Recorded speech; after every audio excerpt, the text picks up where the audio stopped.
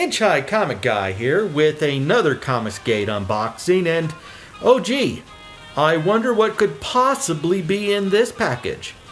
Well, let's go ahead and let's open it up and find out, shall we?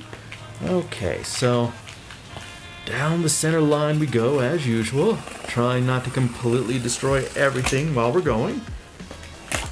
Get those little plastic bits on the sides done.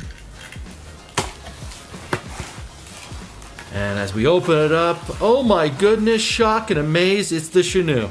Who would have ever thought that could happen?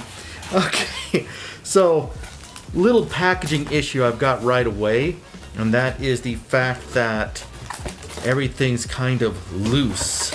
Makes me wonder if anything could have slid out. I'll get rid of that here. But yeah, here we have the Chenoo. We've got stickers. Love me some stickers. We've got some cards, and we've got a bookmark here. All right. And we have a letter. I'm going to open it up and hope the letter doesn't dox me for some reason. To my loyal Chenoo crew, thank you so much for your support of this project. It truly would not have been the success that it is without your generous support and patience. It's because of people like you that the publishing paradigm is changing, allowing creators to get their ideas, concepts, and products directly to you, the fans. I hope your experience with Compass Comics and me was satisfying, and I hope you enjoy the Chenoo and your other products. If you have any concerns, please don't hesitate to reach out to me at the email above. I hope to see you again in January when I kick off the Alien Alamo. And this is from your happy, handy-dandy Graham Nolan. That's nice. I haven't got a letter with any of my other books. That actually is really cool. Look at this. I genuinely have a letter thanking me for buying this book. I think that's worthy of an extra point right there. I mean, that's really great. Thank you, Graham Nolan, and thank you for the comic book. I'm going to go ahead, I'm going to read through the Chenoo and come back with a review in a minute or two. And, well, a minute to me, not to you. For you, the change is going to be instantaneously. But, yeah, all right, the Chenoo, coming up next. Well, I finally had an opportunity to finish reading the Chenoo. And I've got to say, I'm a little bit conflicted. This book has a lot of great things about it. I mean, the artwork is really good. I mean, it's definitely top-notch as far as professional artwork is concerned. I love how they did it in black and white, and, you know, the only real color is red to denote the blood, which really helps sell the fact that, you know, this is a horror and winter story. But at the same time, there's really no central protagonist. We open up the book with a couple of guys ice fishing, and they buy it when they meet the Chenoo. And then we get a couple of other guys, they buy it with the Chenoo. Then we finally think that we're going to get a protagonist, and then he buys it with the Chenoo. I mean, basically it's like, what?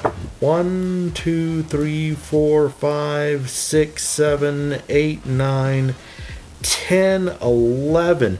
We basically have 11 pages before we get any semblance of a protagonist in the book.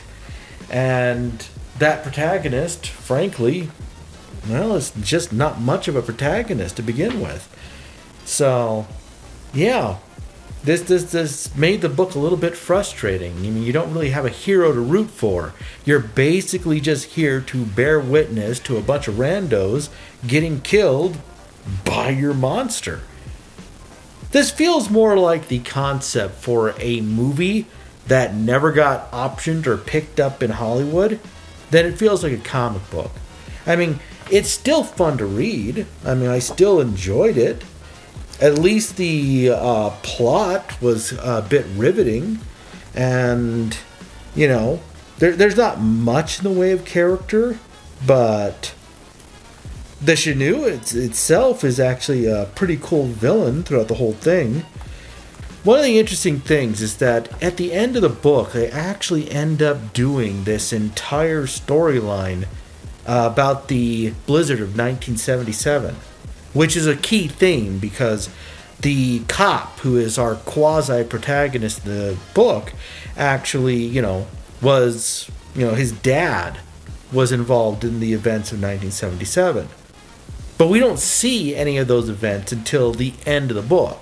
It seems like something that was added in, like it was a stretch goal piece, when I just get the sense that it would have made a much better opening to kind of set things up as this horrible, terrible thing that happened, that the cop's dad warned people about what happened, but no one believed him, and now he's sitting here as a cop, and he didn't believe his dad either, and now he's suddenly realizing that the monster that he had always rejected his father for talking about is actually real. But, we don't get that. We don't get that at all.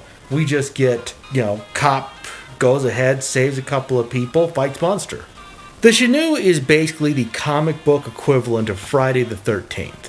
The Chenoo is basically Jason Voorhees, and, just like what you get with, a Friday the 13th movie, you're not here to watch a bunch of campers succeed. You're here to watch Jason Voorhees creatively murder a bunch of campers because they sort of deserve it. And you kind of get that same sense here, is that that's basically what you're going for. I think that Graham Nolan did a really good job on this book, and the lettering is good, the cover, I really like the cover actually. This cover, I chose it for a reason. I think this cover is awesome, and I still do. I wish I had a poster of this. A poster of this would be so cool. But, so I guess we need to go down the list of things, don't we? The packaging for the Chenoo is definitely going to be a 3 out of 5. I mean, it's a Gemini mailer, everything sealed well, everything came protected and nice. I'm good with that. The cover art, I love this cover. This cover is, again, so freaking cool. I'm giving this cover easily 4 out of 5. It is really nice. The interior artwork, again, there's no color to this except for the red. But the black and white artwork is really nice. The only thing that would have made this better is if he had actually grayscaled the book. Like he had used black ink, like India ink, and applied it in the same way you would watercolors in order to get that three-dimensional feel to everything. That's the only thing I can think of that would have made this better. But yeah, interior art, I'm going to say is a 4 out of 5. This is definitely above average. And you can really see the mastery in Graham Nolan's work. Then you've got the coloring. I'm not even going to count it. I mean, yes, it's nice to see the flavor of the coloring when red is used. But other than that, this really is a black and white comic book. So coloring is essentially off the table. The lettering, again, take a look at it. I mean, this is nice, solid, professional lettering through and through. So I'm going to give the lettering a 3 out of 5. And the writing is kind of where I needed a protagonist.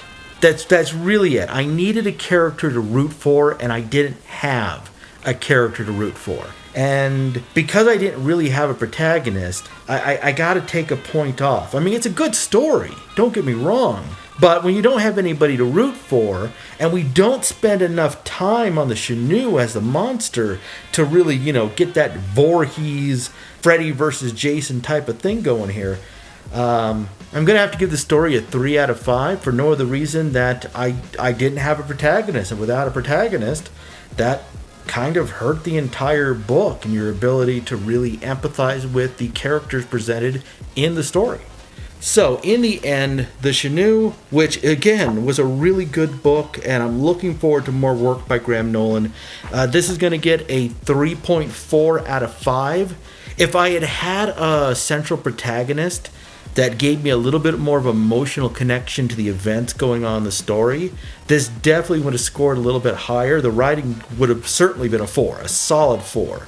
But the lack of a solid protagonist, a character to root for, a character to get behind, that's the one thing that really hurt this story.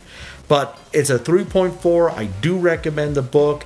And Graham Nolan, I mean, you can't go wrong, no matter what. You know, Graham Nolan will always give you a really, really solid comic book to read. And I gotta say, I did love getting this letter. I mean, it's not signed by him, but this personalized letter thanking me for supporting his campaign. No one's done that before.